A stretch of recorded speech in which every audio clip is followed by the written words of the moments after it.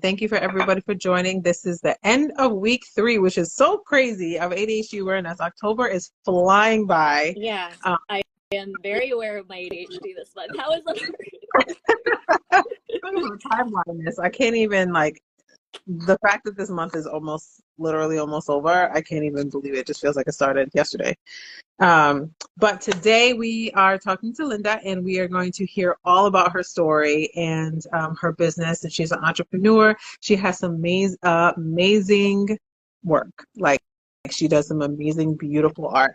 And I hope that you guys visit her profile as well and be able to really enjoy the work that she's doing. And she's going to talk more about that.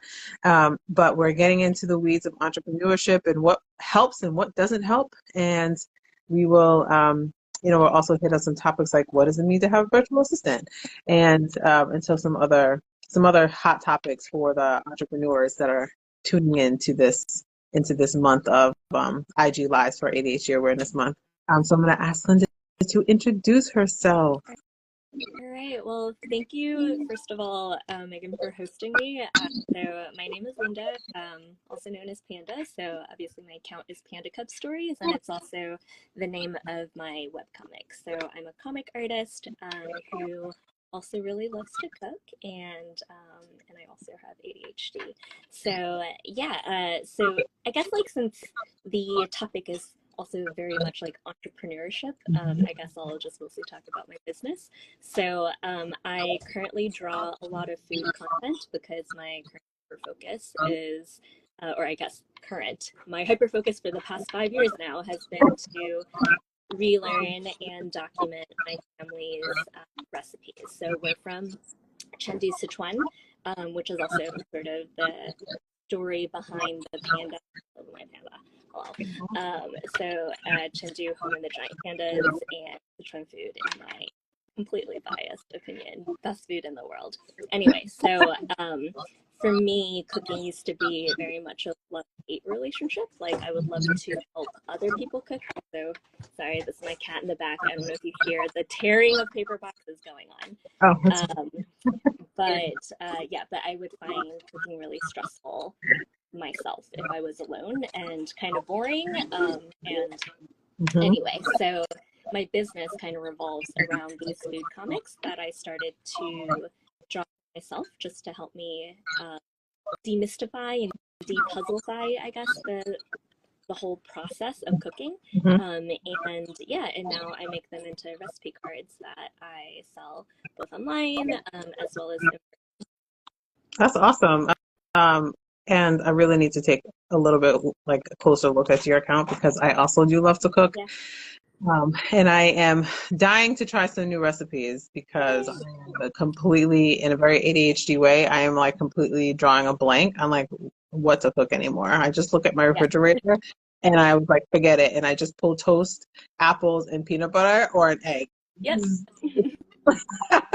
It's just, it's havoc over here. I don't know what's happening. Yeah, I mean, I feel like usually it's sort of like you always default to the same couple of things, which actually, like, is totally, like, I love just eating the same thing over and over and over again, because it's easy.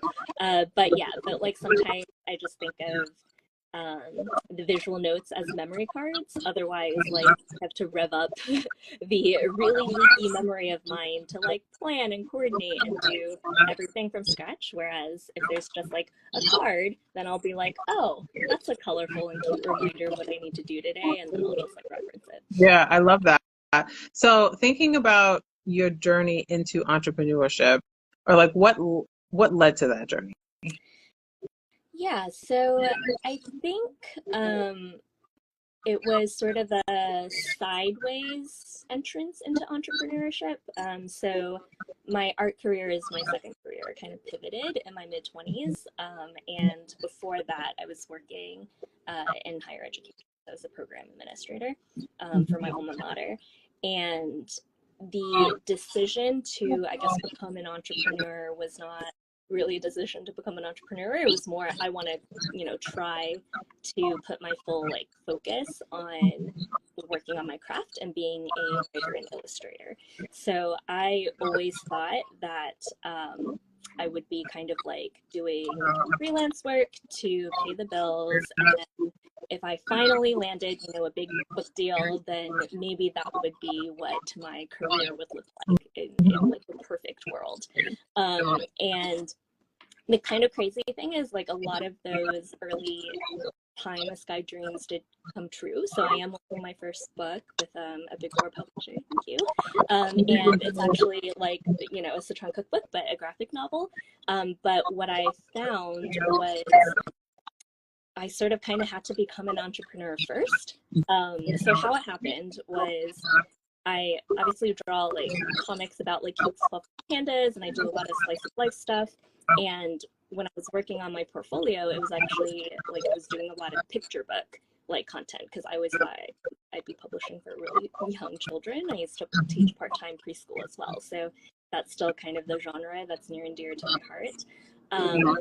But a lot of the feedback I was getting was like, very interesting concept, potentially interested, work on building out your platform first, right? So I think in today's day and age, maybe like a little less so in the past, but it's really hard to get any bites from literary agents, let alone publishers, if you don't already have a proof of concept. And so basically I think the book deal I ended up getting was in a roundabout way because of the beginning success of my business, where these recipes that I was trying kind of as a distraction to the main work.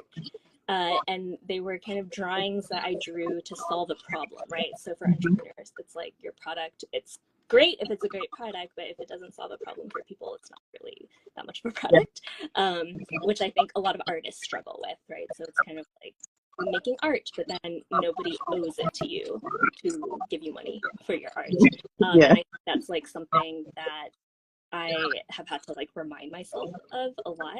And so the kind of the cooking recipe cards that are ADHD friendly in the sense that they help me with my particular set of ADHD also quite resonated with people. So it started getting a lot of like a relative amount of traction on social media, and then I did a Kickstarter for a full set of them, and that did relatively well in my like very small business, humble opinion, last year. So it was a five-figure campaign. So I'm actually doing a reprint this year for an updated version of the card, and the amount raised is similar. So it kind of, I think, like was a proof of concept in that way, and then that's kind of how I got like a conversation going with my literary agent and later publisher. So now it's kind of like I'm working both tracks at once. But I think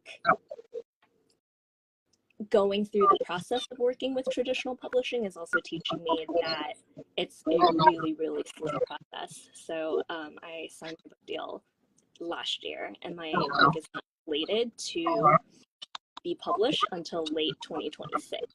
Oh, wow. Yeah, and so I think for me, it's quite nice being able to be on that train and be okay with the slower timeline, because I also have my own business and I can kind of proof of concept different things and also bring it to market a lot quicker than if I was only working in the traditional publishing sphere. Can I point out a couple things for those that are listening?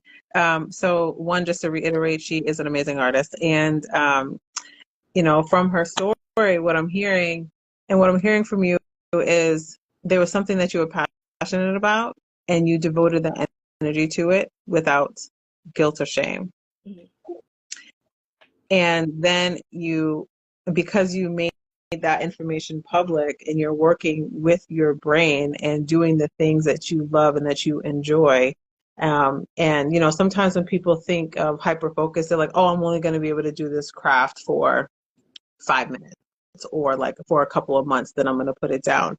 But this is something that you've been working on for 5 years. And so this is more than just a hyper focus period. This is something that you're truly passionate about, and that you're doing, and that your head and your heart are aligned. And so that's something that we've been reoccurring theme that we've been talking about over the past week with different people, right? And the other thing that I wanted to point out is that you pivoted. We've had a lot of conversations throughout this week and the last couple of weeks about this idea that like you're job hopping, or you're worried that like if you apply to this next job, then people are going to be looking at your resume and being like, okay, well, she's been all over the place, or he's been all over the place, and so can I really rely on that person?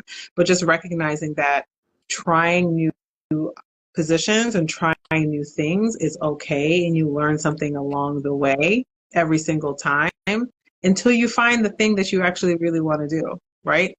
Sure. And so I appreciate your story. And I don't know if y'all caught this, but she got a book deal. Can we talk about that? That is major. She is living in her truth, and she got a book deal. She didn't ask sometimes I'm still like, pinch. Did that happen? Yeah. This happened. She didn't ask for this. It came to her. Why? Because she's living her truth. She's living in her reality of being Linda with ADHD, right? And so I love that. Love that so much.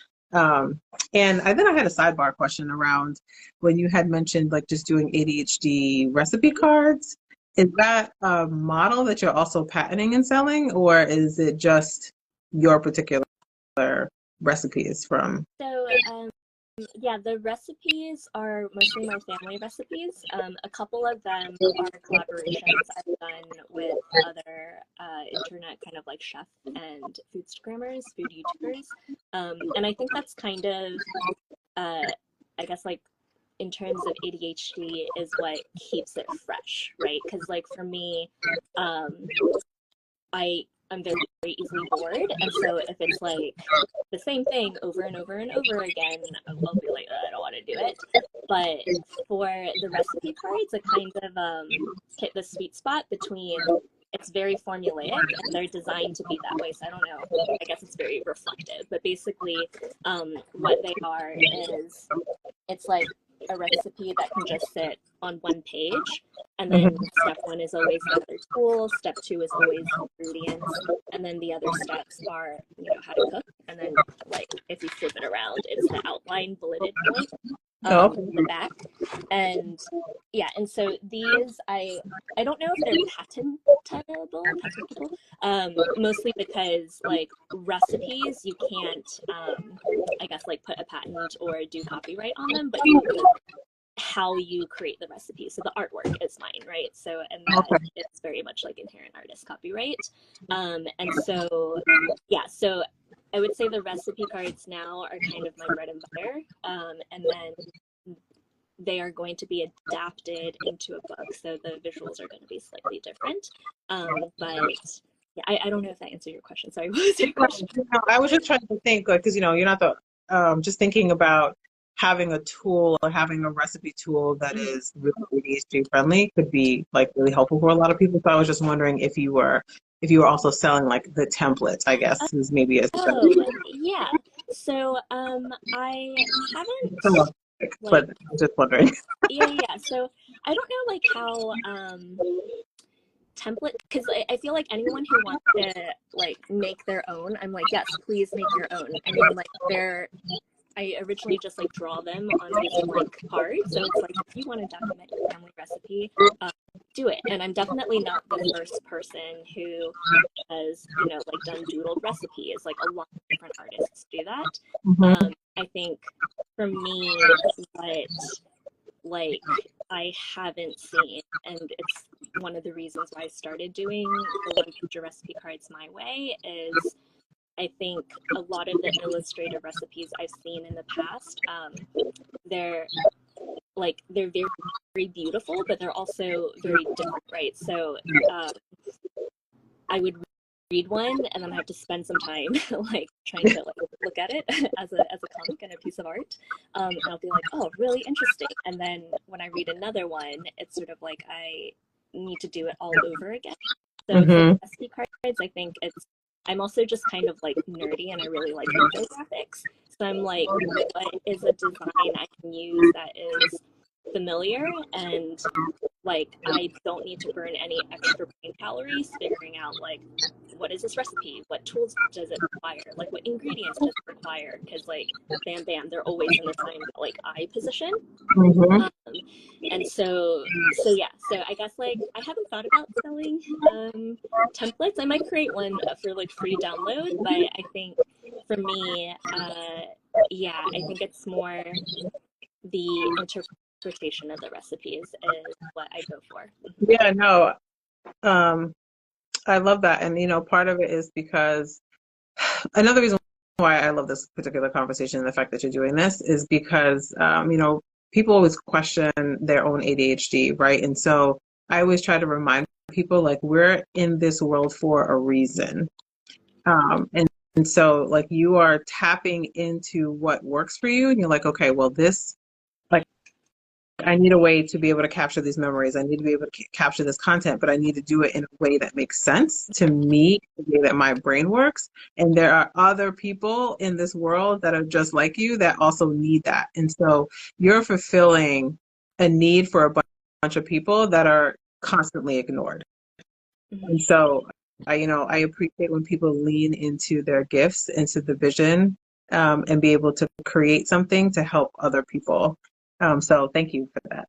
Yeah, of course. And I turned my volume down. I don't know if that was part of what was causing the background noise. I lost my headphones. I was looking for them before I logged on, so I think there was a little bit of echo. Yeah, and I guess like just to add to that, so for me, the recipes used to just be visual, and it was really the community that was like, because some people are like, this is exactly what my brain needs. Like the pictures are great, but some people, and I think it's like more if you're not used to reading comics all the time, they're like, this is kind of confusing and overwhelming. And I think like, and that just goes to show that, like you meet one person with ADHD, you met one Right. person with ADHD, not everyone's brain works the same way. And so I got some feedback that was like, it would also just be really helpful if you took away all the visuals, but like still listed it in a way that was like easier to scan Hmm. and digest. And so that's kind of where the flip to the back and here's like a bullet pointed like checklist that you can use. And honestly, now I use both. So sometimes I'm like, fine. And then sometimes I'm like, oh, flip it over. I'll take it to the grocery store with me. Yeah. Um, I love that. So let's thinking about how ADHD has impacted your business. Mm-hmm. What is the good and what is the challenges that you're experiencing? Yeah. So I guess I'll start with the challenges, and the challenges I think I'm still working through and probably always will, but I think the biggest is limiting beliefs. So I think like initially, and sometimes like when I'm in not as good of a mental space, like I'll still have thoughts of like, I'm too dumb to run a business, or like I'm too disorganized, or like everything's gonna fall, like to pieces because like I'm not qualified to drive this ship, Hmm. fly this plane. And I think like that is a big challenge, because like running a business is like you're the CEO, right? Like you're the chief executive, and executive functioning is hard when you have an executive function impairment. So I think that is still difficult, and I think that is still something that I'm working through. I will say some of the things that have really worked is also it kind of harkens back to my mental health journey as a whole. So kind of reminding myself that a lot of moments of crisis when it feels really scary and it feels like you can't go on, anxiety is also like my body's response of trying to keep me safe. So first, like not demonizing that feeling, but at the same time, like recognizing there are things that you can do to help, like calm your system down. And in addition to that, recognizing that, as someone who, you know, like it's a fact that I have like memory challenges and that I forget a lot of things. But the strength, I guess, is also I do tend to relearn things quite quickly.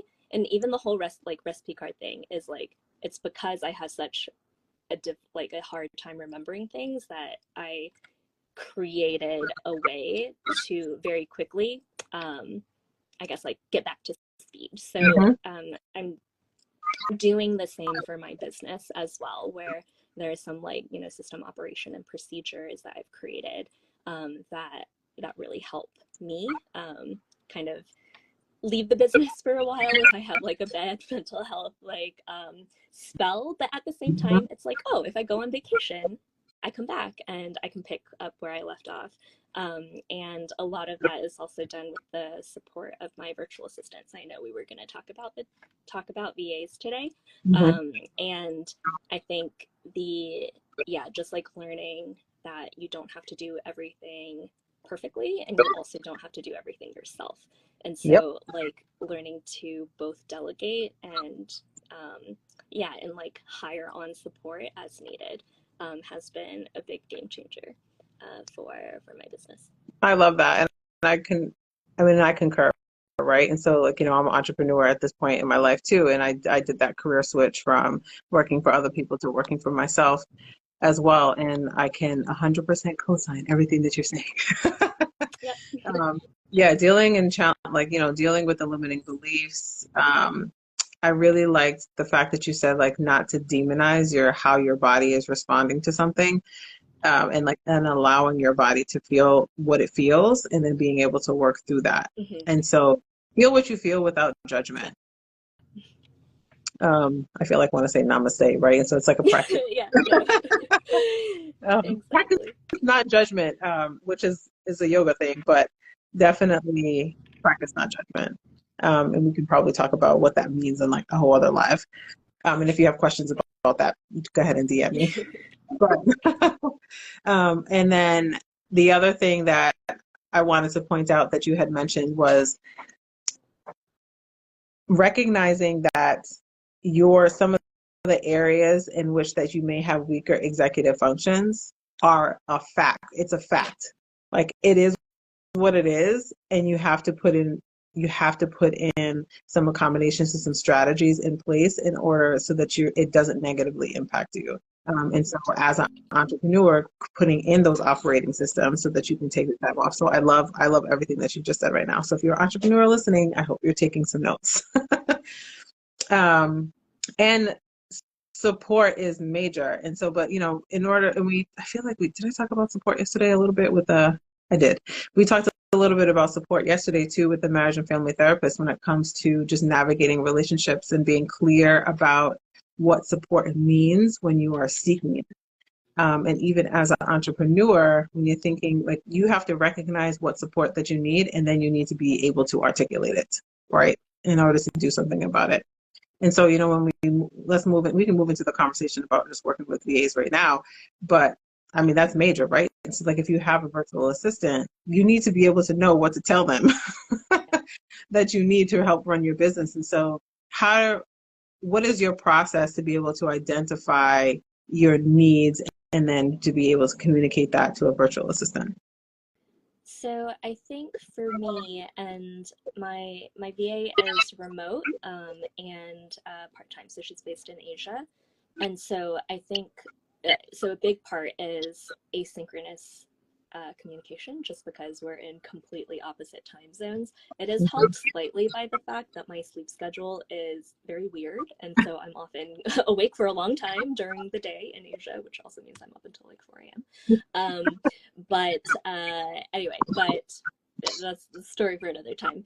But yeah, I think what really helps is a mix of asynchronous and synchronous communication. So we have a chat going where if there are one-off tasks or something that I think of that I would like for her to remind me of, or like something I think of that I don't want to forget about in terms of the business, or if there's like a one-off task, like I was browsing our website and I saw like a typo on this page. Those are things that I would just like shoot a quick message, and I'm like, if you can, you know, fix it like before we next meet, great. If not, can you just put it on our agenda for the next time we have a call? So that way it helps accommodate the part of my brain that's like, oh, there's this thing, I have to do it now. And then I'll like stop what I'm doing, which is probably pretty important, and then like go down a rabbit hole of like figuring out how to log onto my website and then fix it. And then I'll like go shopping on Amazon, or I'll at least like go window shopping on Amazon, and I'm like, wait, what was I doing? So being able to delegate like smaller tasks like that in a way that, I guess like you're saying namaste, so I was thinking about meditation. So it's almost like coming back and focusing on the present, because you have asked for help and trust someone to kind of pick up the ball. And that sort of feeds into the synchronous communication, which is basically just like active body doubling. So we have a Zoom call every week where basically it's kind of, we go through everything that has to do with the business, and there's kind of like a standing agenda where there are repeat action items that we check. Like, so right now we're running a Kickstarter, so like, where's the Kickstarter at? Like, what's the communication like with our factory, because we've already put our like orders in and all that stuff. So those things are ones that, one, also for me, I would just procrastinate the crap out of, because like it's not the fun part of a business, right? Like talking about operations and logistics, but it's also the part that makes sure you make money. Because like if I just spent all my time doing art, I would be able to feed myself. So I think having a set time in the week where I meet up with someone else to actively go through the nuts and bolts of my business, and also having the time set aside to actively work on those tasks during the call itself. So sometimes like we'll be like, okay, these things need to do, like these things need to get done, and I'll be like, I'll do steps A and B, can you do, you know, steps whatever. Or sometimes it's like things only I can do, so I'll be like, okay, I'm gonna stop recording our meeting minutes, but we'll be on the call together for the next 15 minutes, and I'll do my thing, and then it just turns into body doubling, and then we'll reconvene, and then like continue the meeting. So that, yeah, I think that has been a really big game changer, and it probably, I don't know, maybe for someone else without ADHD, they wouldn't need that type of meeting, but at least for me, it's become really, really helpful. And I guess the third thing I would say is, I don't know if you use Loom. Yeah. So I guess for those of you listening, if you don't use it, Loom is like I think it's an app you can download, but there's also like a browser widget, and it allows you to screen record. And so for me, it's been really, really helpful, because sometimes written communication is difficult for me, and it's confusing if I try to like write down instructions for my VA. And so I'll just do a screen recording of like, this is where you need to go, and then this is what I would like for you to do.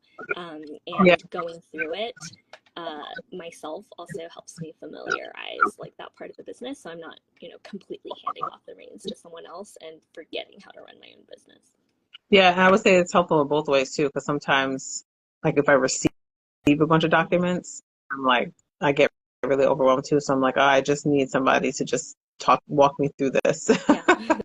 Walk me through this. And so receiving Loom videos is actually really helpful too. I actually have my VA on. I think she's on the line too. Amazing, yeah. And the nice thing is you can like watch Loom videos at 2.5x speed. So. Yes, that is so crucial. And you know, and I think part of it is also recognizing what's going to work for you and what isn't going to work for you, and also like getting the support that you actually need. But it first requires you to better understand how your brain works and how you want to work in your business. And so, you know, and I'm a mompreneur, so I'm pretty much a stay-at-home mom. So I'm taking care of a 1-year-old and running a business and trying to not have a house that looks chaotic at the same time, right? And so, you know, I think when I think about some of the challenges that I experience, it's definitely trying to balance motherhood with being a business owner. And so like having a VA for me is so crucial because there's so many times during the day where I have to care for a young child that clearly cannot take care of himself.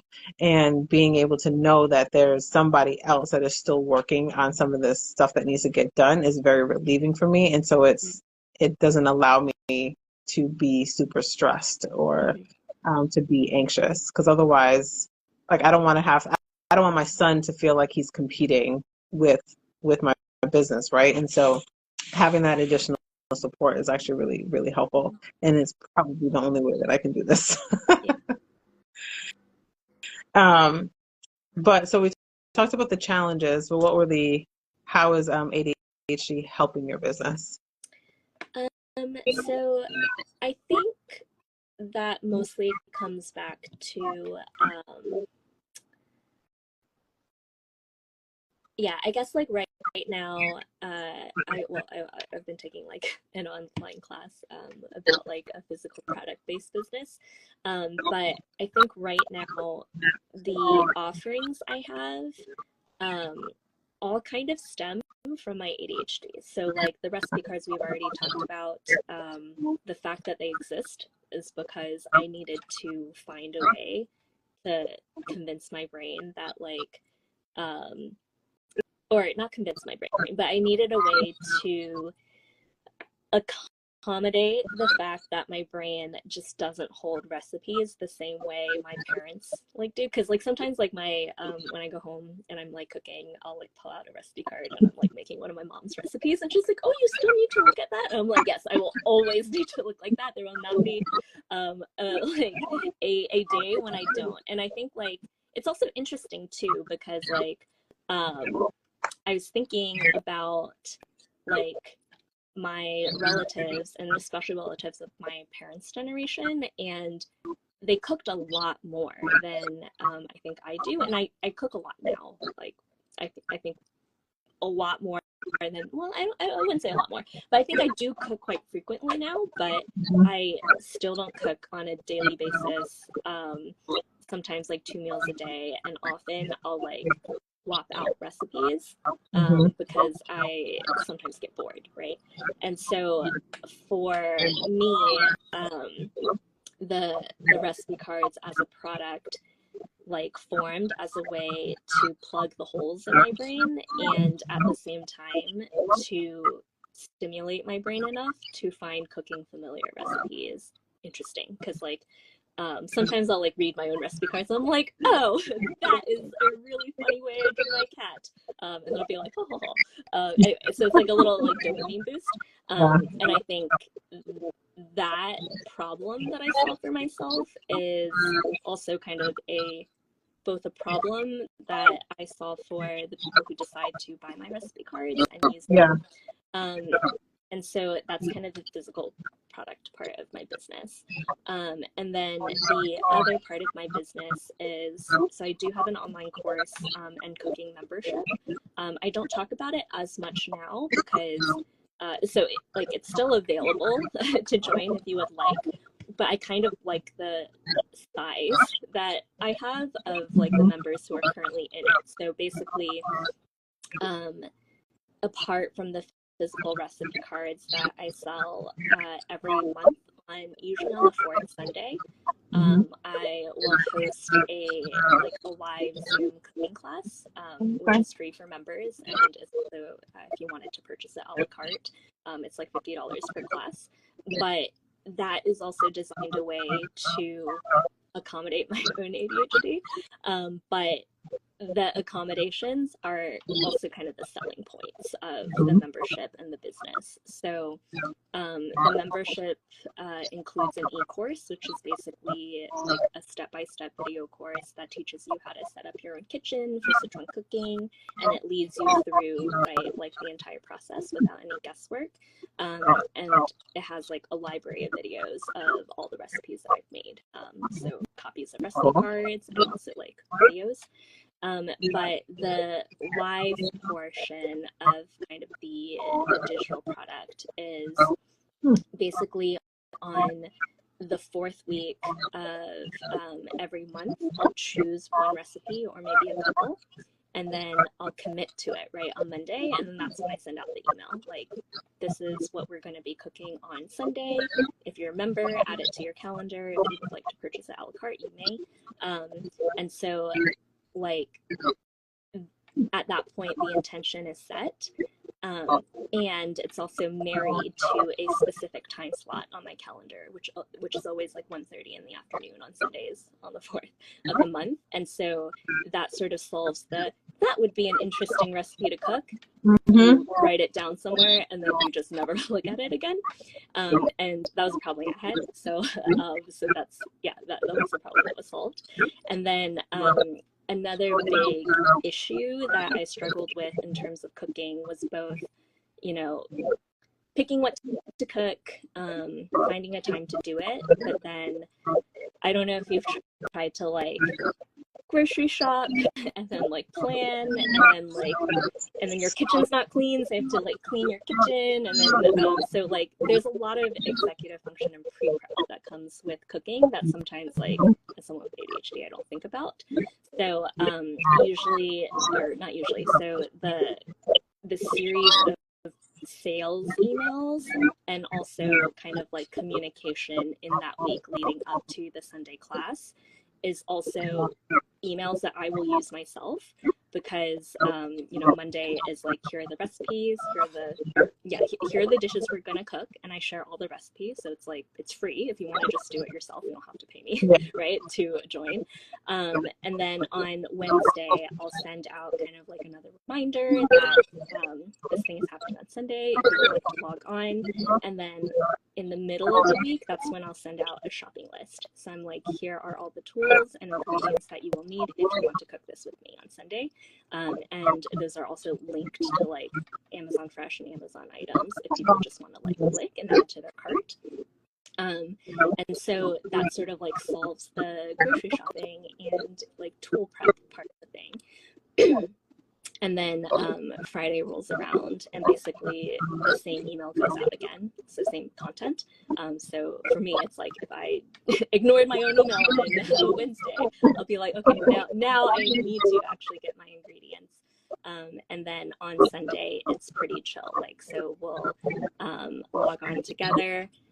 It's like usually I have like 2 hours scheduled for the class. So like often it won't take 2 hours, but it's sort of like, we'll put on some music. Some people log on to cook live. Some people just log on to kind of like hang out because they have access to the replay. And it's just been this really nice ritual for me, but also for like folks who hop on. So there's a couple who they're like, this is our monthly like date night activity. Day afternoon activity. So it's just like, it's come a really like joyful part of my life, which also happens to be a business offering, and kind of like it wouldn't have come about if it wasn't I guess for my ADHD. Yeah, and you really have made this process ADHD friendly, not just for you, but for other people, right? And so like setting out the reminders, being in understanding the challenges that ADHDers have. Like when you were just talking about going to the grocery store, like I personally love going to the grocery store, but I also feel like every time I leave the grocery store, I need a nap because I'm exhausted, and just the decision making and just the overall excitement that I experience when I'm there, and like, oh, I can make this, I can make that, and I can make this, and then trying to think like, what do I still have at home?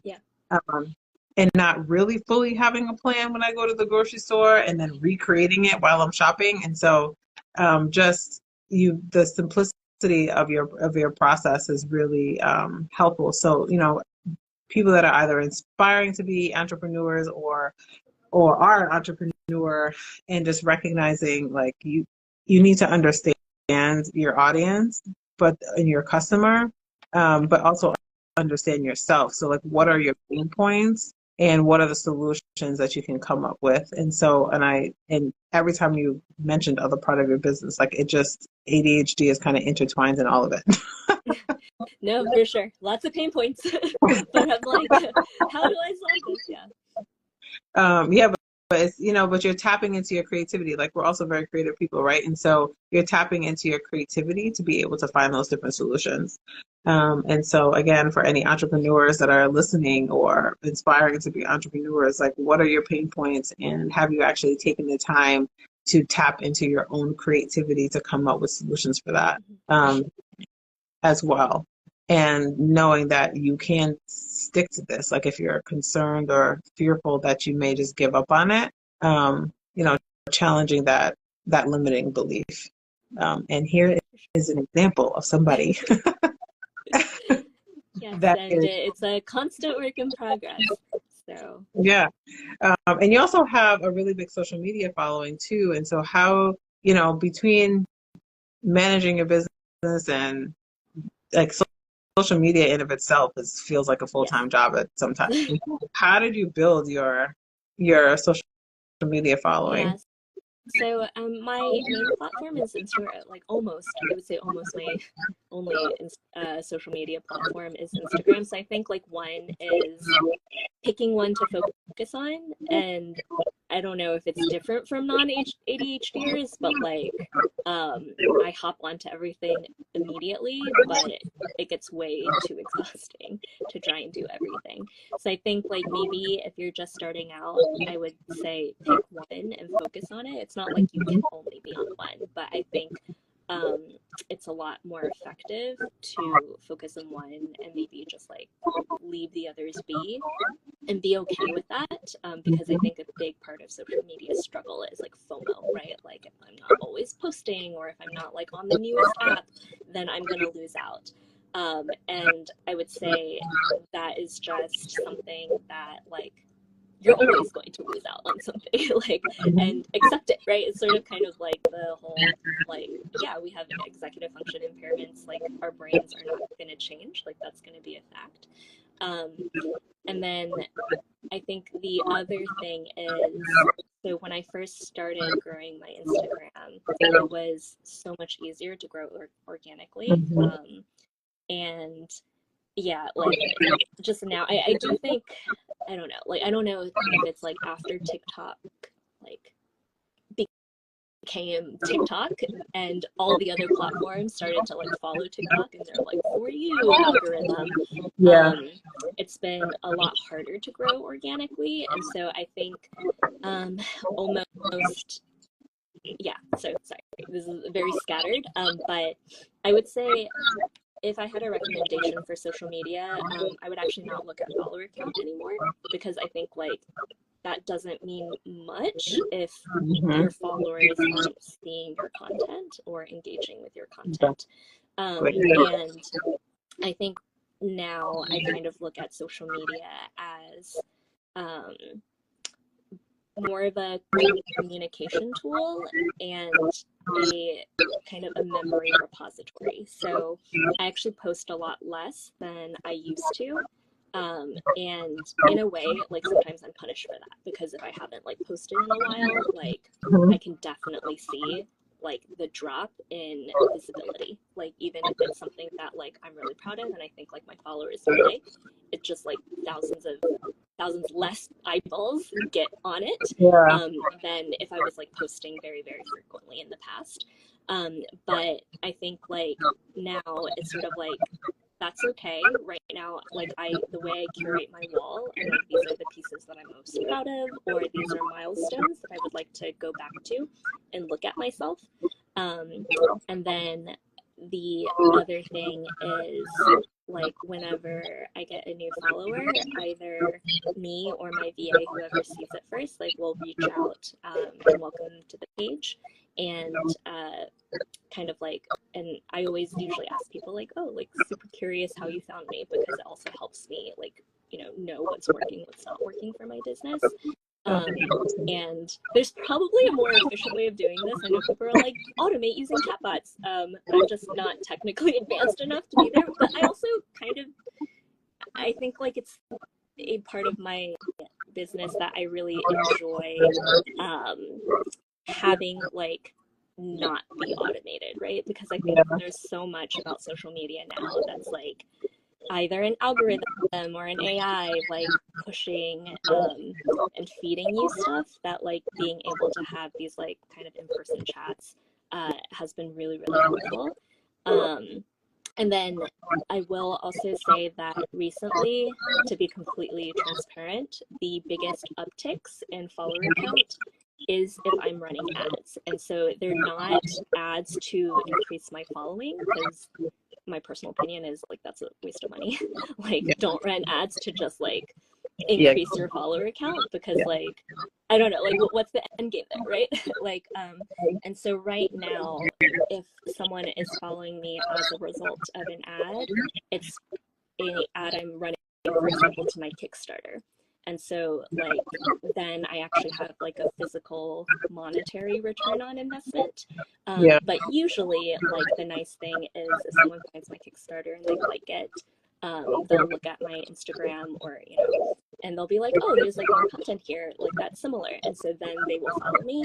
And I think like that is sort of my kind of two birds with one stone. Like if you're going to spend money on ads, it's kind of nice to have that.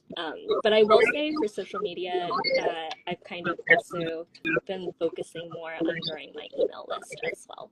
So yeah, if someone like responds to the conversation, they're like, oh, we found you through your food content and we really like it, then usually I'll be like, I send out new recipes like via my email list, and sometimes we have like free giveaways and coupons, would you like to join? And then I'll send them a link to my email list to potentially sign up.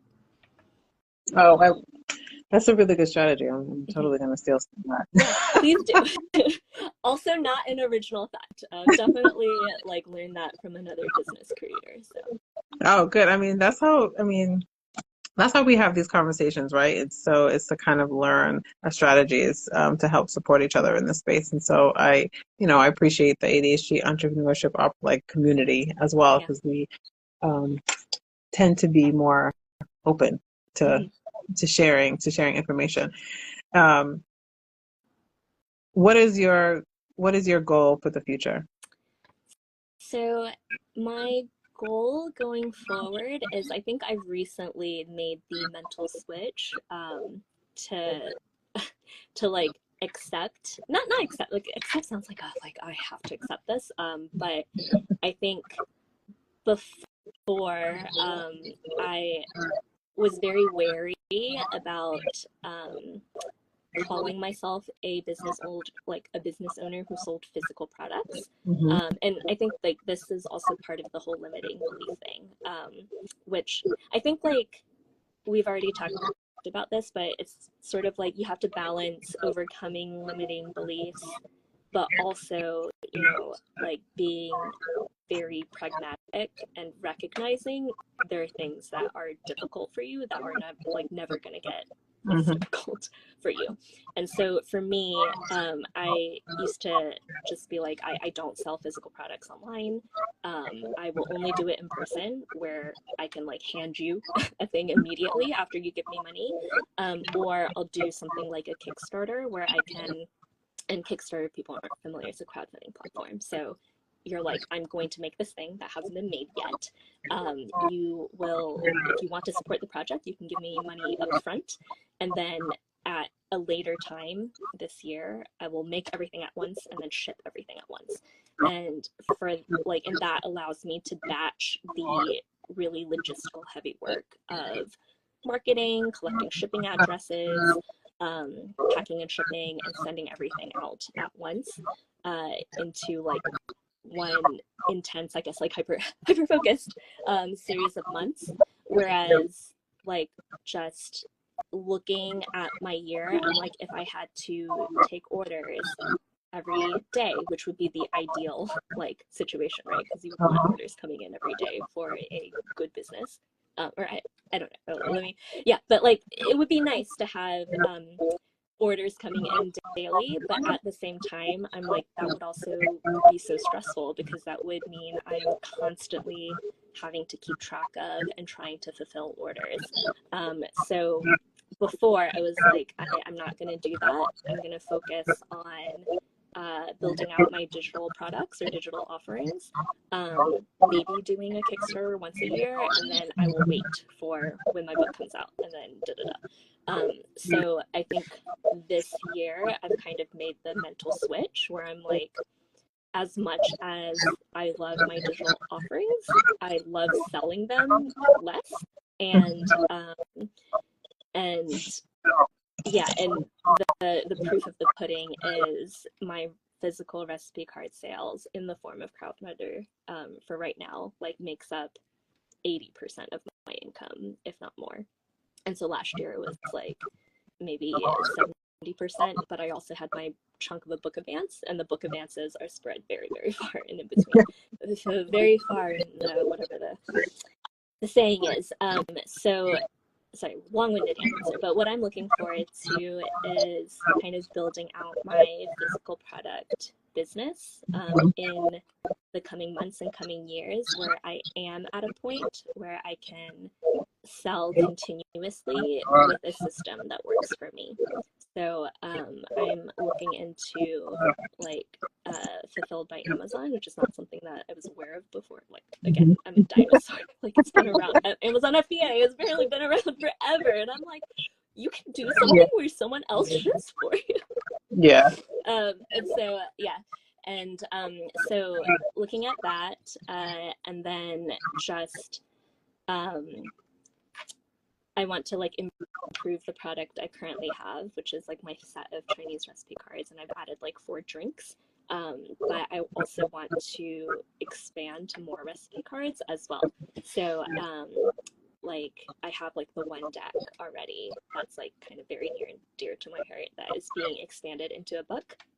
But I have like ideas for other like decks as well, in terms of like drinks that I love to make.